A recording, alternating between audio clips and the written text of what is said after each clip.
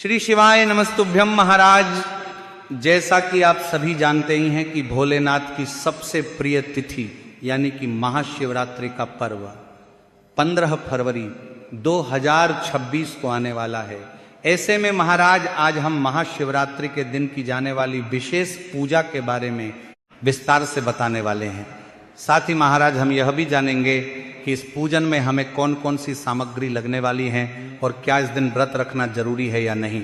महाशिवरात्रि से जुड़ी यह समस्त जानकारी आपको इस वीडियो में मिलने वाली है, इसलिए आप सभी वीडियो में अंत तक बने रहे। और यदि आपको ये जानकारी उचित लगे तो वीडियो को लाइक करें और चैनल को सब्सक्राइब करके कमेंट में ओम नमः शिवाय या हर हर महादेव जरूर लिखें। तो महाराज प्रत्येक महीने में शिवरात्रि पड़ती हैं, जिसे मासिक शिवरात्रि कहा जाता है, लेकिन जो शिवरात्रि पूरे साल में एक बार आती है उसे महाशिवरात्रि कहा जाता है। और इसका महत्व बाकी सभी शिवरात्रियों से अधिक माना जाता है। इस दिन भगवान शिव की पूजा का विशेष फल मिलता है। कहा जाता है कि इस दिन भगवान शिव अपने भक्तों पर विशेष कृपा करते हैं और उनकी मनोकामनाएं पूर्ण करते हैं। इसीलिए महाराज हम आपसे यही कहेंगे कि इस दिन अपनी क्षमता के अनुसार व्रत अवश्य रखें। अधिकतर लोग इस दिन व्रत रखकर पूजा करते हैं और भगवान शिव का जलाभिषेक करते हैं। अब हम आपको बताते हैं कि इस दिन पूजा किस प्रकार की जा सकती है और पूजा के लिए आपको किन किन सामग्रियों की आवश्यकता होने वाली है। तो महाराज इस विशेष पूजा को आप शिव मंदिर जाकर भी कर सकते हैं और अपने घर पर भी कर सकते हैं। जैसे सावन के महीने में शिवरात्रि पर विशेष पूजा और अभिषेक किया जाता है, उसी प्रकार महाशिवरात्रि का दिन भी बहुत महत्वपूर्ण माना जाता है और इस दिन भी विशेष पूजन किया जाता है। अब महाराज पूजा की बात करते हैं तो सबसे पहले तो आप सभी अपनी पूजन सामग्री की एक सूची बना लें ताकि पूजा के समय कोई चीज छूट न जाए। तो महाराज पूजा में सबसे पहली और आवश्यक सामग्री है भगवान शिव के अभिषेक के लिए शुद्ध जल। आप इस दिन ताजा जल भरकर रख सकते हैं।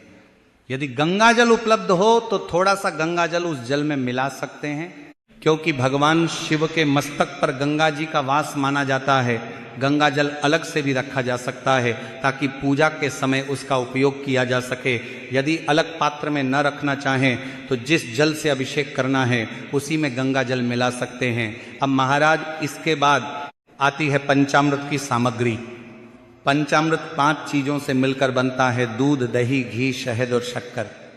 महाशिवरात्रि के दिन भगवान शिव का अभिषेक इन 5 चीजों से किया जाता है, इसलिए इन सभी चीजों को अलग अलग पात्र में भी रखा जाता है और बाद में इन्हें मिलाकर पंचामृत भी तैयार किया जा सकता है। तो महाराज आपको ये जो 5 ही सामग्रियां हैं इन्हें मात्र थोड़ी थोड़ी मात्रा में ही लेना है और थोड़ी सी मात्रा में पंचामृत तैयार कर लेना है।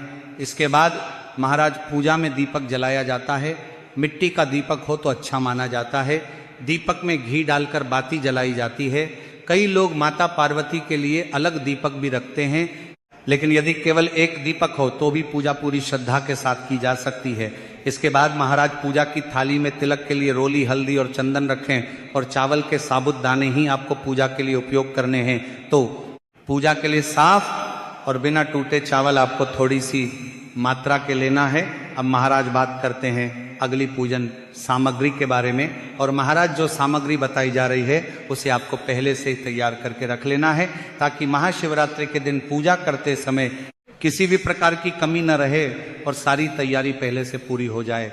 क्योंकि अक्सर ऐसा होता है कि पूजा शुरू करने के बाद याद आता है कि कोई वस्तु रह गई है, इसलिए पहले से सामग्री तैयार रखना अच्छा माना जाता है। अब चावल के बाद अगली आवश्यक सामग्री आपको लेनी है कपूर, जो कि पूजा के अंत में भगवान की आरती के लिए उपयोग होगी। तो इसीलिए आपको पूजा की थाली में 1 से 2 कपूर के टुकड़े लेना है। बाजार में कपूर टुकड़ों और गोलियों दोनों रूपों में मिलता है, तो आपको जो आसानी से मिल जाए उसे ले सकते हैं। इसके बाद महाराज अगली जो सामग्री है वह आपको लेनी है धूप बत्ती या अगरबत्ती। पूजा के समय धूप या अगरबत्ती जलाने से वातावरण सुगंधित हो जाता है और मन पूजा में शांत और एकाग्र बना रहता है। इसलिए धूप या अगरबत्ती अवश्य रखनी चाहिए ताकि पूजा के समय आसपास का वातावरण पवित्र बना रहे। इसके बाद अगली जो सामग्री है वह आपको लेनी है जनेऊ। तो आप 3 या 4 जनेऊ ले सकते हैं, जो कि आपको पूजा के दौरान भगवान शिव के साथ साथ गणेश जी और कार्तिकेय जी को भी अर्पित करना है। अब महाराज इसके साथ थोड़ी सी दक्षिणा भी रखी जाती है।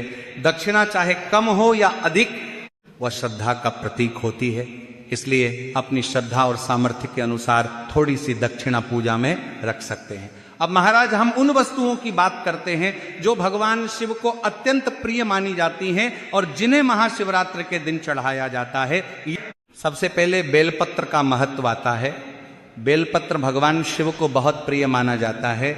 यदि संभव हो तो 5 या 7 बेलपत्र आप अपनी पूजा की थाली में रख सकते हैं, लेकिन यदि अधिक न मिले तो एक बेलपत्र भी पर्याप्त होता है। ध्यान रखना चाहिए कि बेलपत्र साफ और ठीक अवस्था में हो।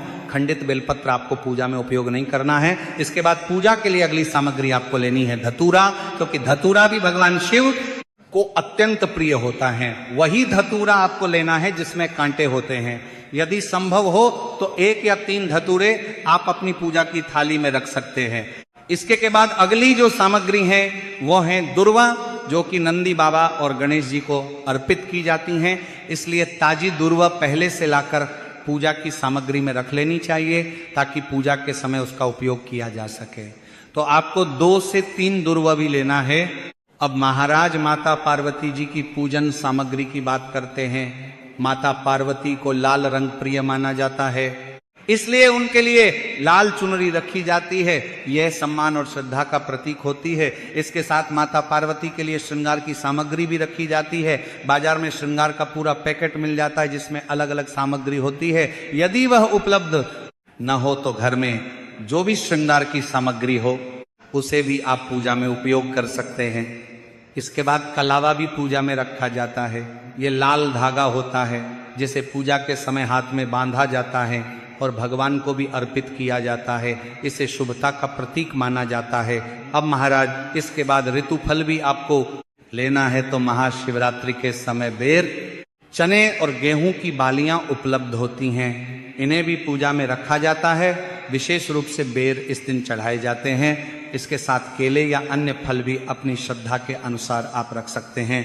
अब अगली सामग्री है फूल, क्योंकि फूल भी पूजा का महत्वपूर्ण भाग होते हैं। भगवान शिव को सफेद फूल अर्पित किए जाते हैं और माता पार्वती को लाल फूल चढ़ाए जाते हैं। इसलिए दोनों प्रकार के फूल आप पूजन में ले सकते हैं। तो महाराज इस प्रकार से आपको यह महाशिवरात्रि की पूजन की सामग्री पहले से तैयार करके रख लेना है, ताकि पूजन के समय आपको कोई समस्या ना आए और जितनी सामग्री उपलब्ध हो सके उतनी से पूजा की जा सकती है।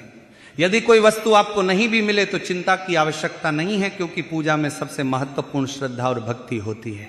अब महाराज हम बात करते हैं कि महाशिवरात्रि की पूजा को किस प्रकार किया जा सकता है और पूजा घर पर करना उचित है या मंदिर जाकर करना अधिक शुभ माना जाता है।